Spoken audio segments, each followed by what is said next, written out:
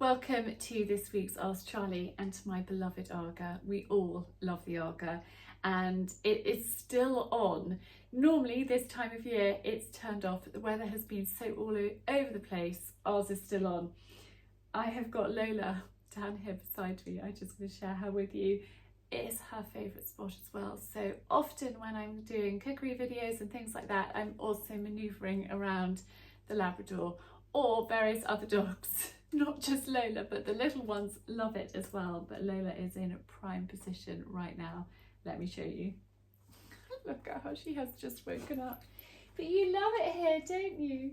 It is the best spot in the house, particularly in the winter when the weather is filthy. But today we're going to talk about cleaning and a quick clean. I have got a few other YouTube videos that I have done about cleaning the AGA, deep clean when it's turned off and cleaning it when it's turned on. But today we're just going to do a quick blitz.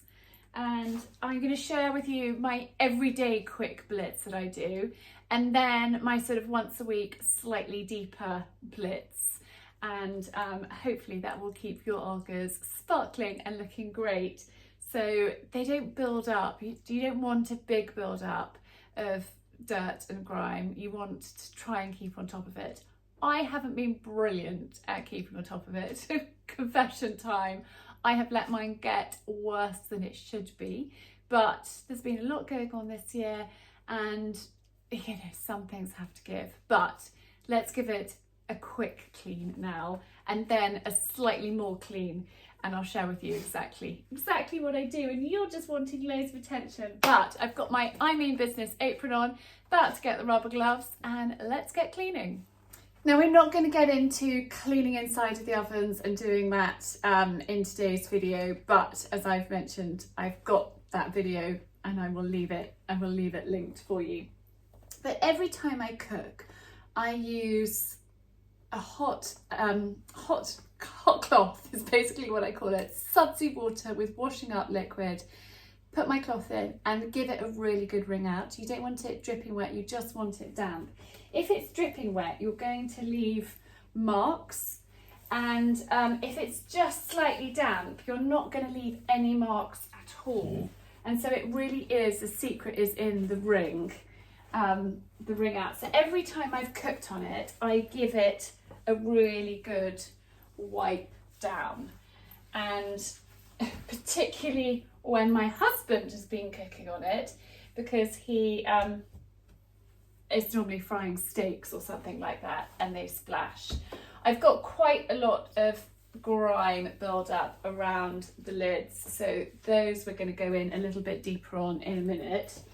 But for now, this is literally what I do every time, and then I'll rinse my cloth out, come back and give the front a wipe down too. And then when I do the front, I just, using again my very slightly damp cloth, and I just give it all a wipe over. Probably going to have to ask Lola to move out of the way. Going to move out of the way for Mummy. Go on. You're not making life very easy for me. And again, just wiping down the sides. You think it's a game, do you? Come on, over here. Go on, go and lie on your other bed. Go on, good girl. No. And you take your toy. That's one way to get her out. No, you're coming back. And so I just give the front a really good wipe as well. Lola really does want to be the centre of attention here. Yes. So that's what I do for like a quick whiz. Each day after I've cooked, I just get my damp cloth and give it a good wipe down. Now we're going to go in for step 2, a little bit more, but not a deep clean. So let's do it. Again, you will find that dishwash hot water really, really handy, but also one of these. This is, and you can get them from an AGA shop, the blade, and that scratches off without damaging the enamel the scuzz from around here, and this is something that I haven't done for a while, and I should have done because it has built up and it's a little bit worse than it should be, but it's fine because I've got my tools and I'm equipped. So I should use that and my hot sudsy water, and then also some glass and mirror cleaner, really good for getting these lids looking clean. And I use this as well. This is from the Bauer Collective and they are refillable bottles, and I use this to clean my splashback back here as well. So we will finish off with that, but for now I'm going to get my hot sudsy dishwasher, my rubber gloves on, and go in for a bit of a scrape. I'm also going to try and, in fact, we'll start with my cloth, just getting off as much of this around the rim as possible. So I'll bring you up close so you can see exactly what I'm doing. Now, I don't know how much you can see around here, but it's built up and it's not looking very nice, but literally using a cloth, it is coming off relatively effortlessly. And this is why I wear rubber gloves, because my AGA is on, it's hot, and the gloves offer a little bit of protection. So I'm just giving that a good rub. I'm not using anything apart from Bauer Collective washing up liquid, so it is not harsh at all. Now, I'm not going to use my steam cleaner on my AGA. I possibly could, but it's not worth risking it.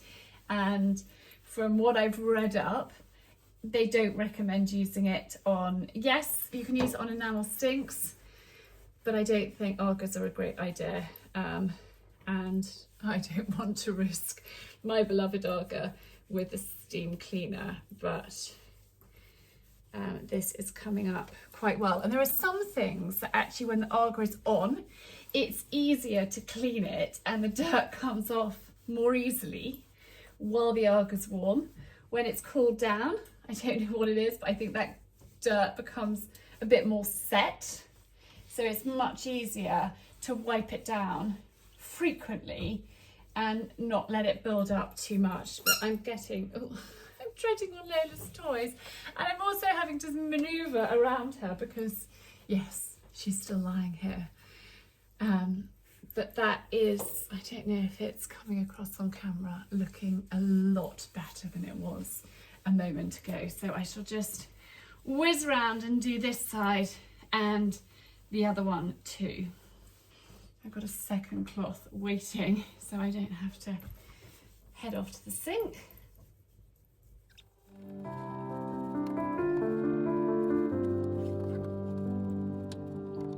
I've got a couple of stubborn marks that I can't get off, so I'm going to use a little bit of sieve on one of my steep sponges, and I'm just going to work that in, and hopefully that will loosen those marks off.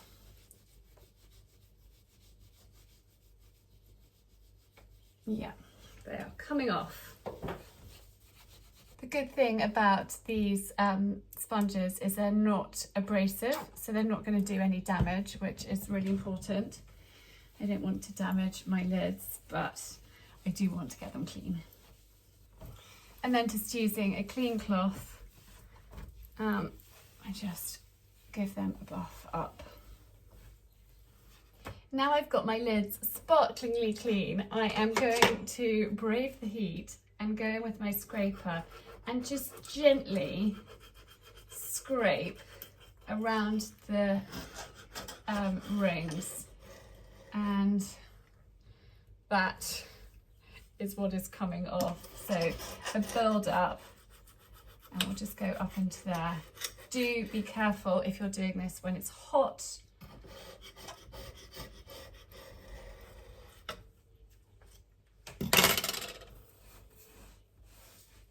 And then when you've done your scraping, just give it a wipe with a damp cloth. And I'm just going to do exactly the same over on this side. Now I know you're probably going to say, Charlie, what on earth are you doing now? Yes, vacuuming my AGA. There's stuff that gets caught down here and it's not very nice. So a sharp knife an old paintbrush and the vacuum cleaner gets that scuzz out. So I'm just going to do that quickly. Lola is likely to jump up because she doesn't like the vacuum cleaner.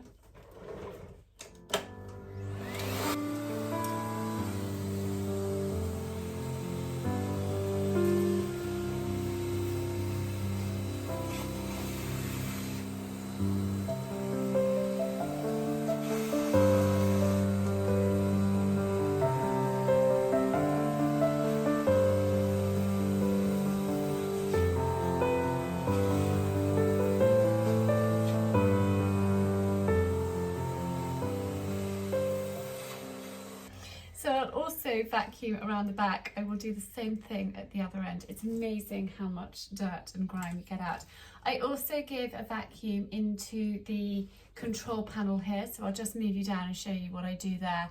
And then there's not a build-up of dust. You don't want there to be a build-up of dust in that control panel, and it's very easy for it to become built up quite quickly. So let's clean that now.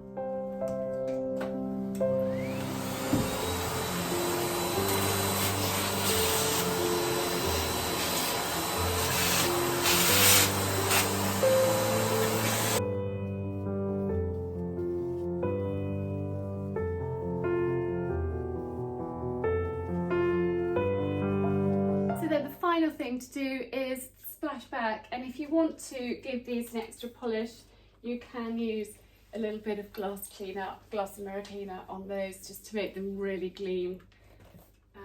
But I'm going to do my splash back because I can see that it's looking a bit smeary. So off we go.